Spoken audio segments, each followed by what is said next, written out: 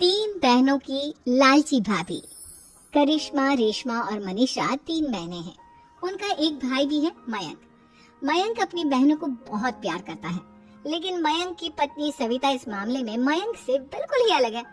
वो अपनी ननदों का जितना बुरा कर सकती है उतना बुरा करती ही रहती है और अपनी ननदों पर हुक्म भी चलाती है। करिश्मा, करिश्मा, तुमने अभी तक नाश्ता नहीं बनाया? तुम्हारे भैया को ऑफिस जाने में देर हो रही है। हाँ भाभी, बस अभी बनाती हूँ। करिश्मा, तुम ये ढीलापन छोड़ दो। कल को पराये घर जाना है। वहाँ अगर तुम इस तरह से काम करोगी तो लोग क्या कहेंगे कि माँ ने और भाभी ने कुछ सिखाया नहीं। और तुम्हारी दोनों बहनें कहाँ हैं? रेशमा मार्केट गई है और मनीषा सो रही है। क्या? सुबह के 8 बज रहे हैं और ये महारानी अभी भी सो रही है? ये कहते हुए सविता अपनी सास दुर्गा देवी के पास जाती है। माँ जी, देख रही हो अपनी बेटियों के तौर तरीके? क्या हुआ बहू, सुबह सुबह क्या कर दिया मेरी बेटियों ने? अरे एक तो अभी अभी उठकर किचन में गई है, दूसरी सुबह सुबह बाहर चली गई और तीसरी अभी तक सो रही है। क्या करूं मैं इन तीनों का? मैं तो परेशान हो गई हूँ। जा जाकर उठा उसे और रेशमा से मैं बात करती हूँ। सविता सीधा मनीषा के कमरे में जाती है और उससे कहती है, महारानी जल्दी उठो, सूरज सर पर आ गया है। भाभी थोड़ी देर और सोने दो ना, मैं रात को लेट सोई थी। वो क्या ना यूनिट टेस्ट चल रहे हैं। शराफत से उठती है या नहीं, या फिर पानी की भरी बाल्टी डालूं तेरे ऊपर? नहीं भाभी, मुझे बिस्तर में नहीं लाना, उठती हूँ मैं। मनीषा जल्दी से उठकर बाथरूम में चली जाती है। सभी आराम से बैठकर नाश्ता कर रहे होते कि तभी रेशमा बाजार से हाथ में सामान लिए आ जाती है। रेशमा को देखते ही सविता उस पर बरस पड़ती है। लो, आ गई महारानी। ऐसा भी क्या सामान लाना था जो सुबह आंख मलते ही बाजार की तरफ रवाना हो गई? भाभी, कल आप ही तो चीख रही थी कि घर का सारा सामान मुझे ही लाना पड़ता है, घर में किसी को भी किसी काम से कोई लेना देना नहीं है। अब मैं बाजार जाकर सामान ले आई तो आपको इस बात से भी तकलीफ हो रही है? देख रही हो माँ जी, अपनी बेटी की जुबान कैंची से भी तेज चलती है। और मयंक, आप तो कुछ कहेंगे नहीं अपनी लाडली बहन को। रेशमा, अपनी भाभी से ऐसे बात नहीं करते। चलो माफी मांगो। भैया, मैं क्यों माफी मांगू? आप भाभी से बोलिए ना कि हम पर कम हुक्म चलाया करे। हम इस घर की बेटियां हैं और आपकी पत्नी की ननद है, नौकरानी नहीं। लो कर लो बात। इनकी भलाई के लिए कुछ भी बोलो तो इन्हें बुरा लग जाता है। इस घर में यही इज्जत है मेरी। देख लो माँ जी, आपकी बेटी किस लहजे में मुझसे बात कर रही है। सविता वहाँ से चली जाती है। मयंक को बहुत गुस्सा आता है, वो भी वहाँ से चला जाता है। फिर करिश्मा रेशमा को समझाती है, रेशमा, तुम्हें भाभी से माफी मांग लेनी चाहिए थी ना।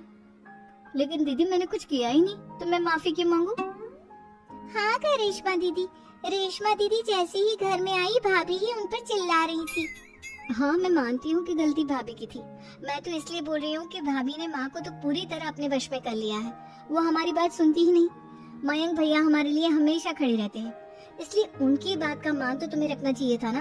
कोई फायदा नहीं दीदी, कुछ दिनों की बात और है, भाभी उन्हें भी हमारे खिलाफ भड़का देंगी। फिर वो भी माँ की तरह हमारी किसी बात का विश्वास नहीं करेंगे। इसी तरह सविता अपनी तीनों ननदों को किसी न किसी बात पर परेशान करती रहती थी। एक दिन मयंक अपनी तीनों बहनों के लिए गिफ्ट लाया। करिश्मा, ये तुम्हारे लिए हार का सेट। रेशमा, तुम्हारे लिए सुंदर सी ड्रेस। और मनीषा, तुम्हें किताबें पसंद है ना, तुम्हारे लिए किताबें लाया हूँ। थैंक यू भैया। थैंक यू भैया। थैंक यू भैया। करिश्मा, तुम्हारा नेकलेस कितना सुंदर है, ये भैया कहाँ से ले आए होंगे? मैंने भैया को 3 दिन पहले फोन पर ये डिजाइन दिखाया था और आज भैया ये ले आए। सविता तो अपनी ननदों के गिफ्ट्स देखकर जल गई और करिश्मा का नेकलेस तो उसे भी बहुत पसंद आया था। अपनी बहनों के लिए कितना अच्छा नेकलेस लेकर आए हैं, मुझे कभी कोई गिफ्ट नहीं दिया। मैं आज ही ये हार चुरा लूंगी। रात में सविता करिश्मा का हार चुरा लेती है और इसी तरह उसे अपनी ननदों की जो भी चीज अच्छी लगती वो उसे मांगती नहीं, बल्कि रात के अंधेरे में चुरा लेती। इसी तरह दिन बीतते गए और सविता ने मयंक के दिल में भी उसकी बहनों के लिए नफरत पैदा कर दी। एक दिन मयंक ने करिश्मा और रेशमा के लिए रिश्ता देखा और ये बात उसने घर में सबको बताई।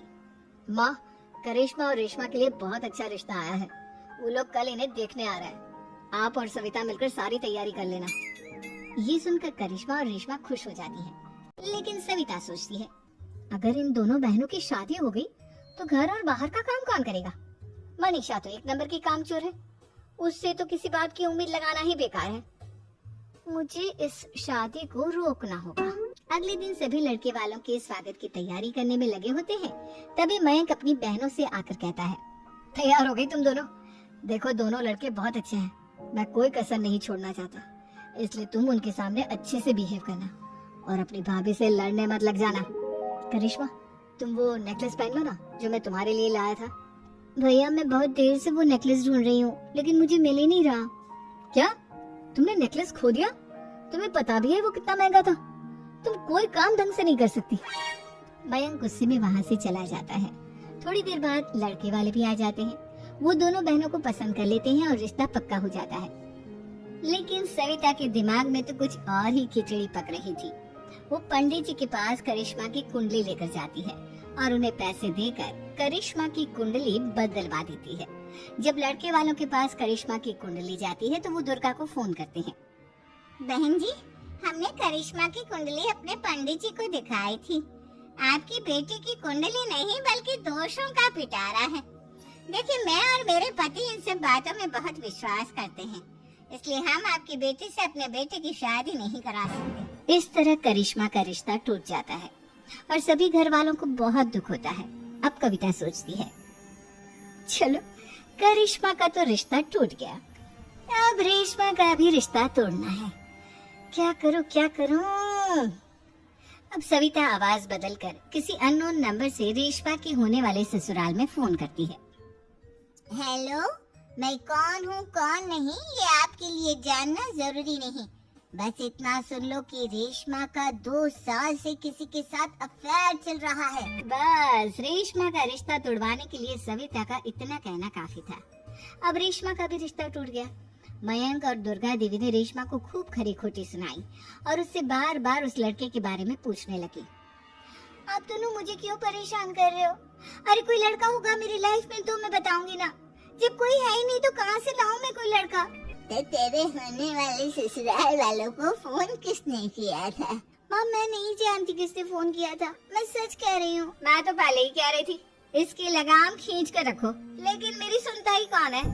आप चुप रहिए भाभी, ये सब आपका ही किया धरा है।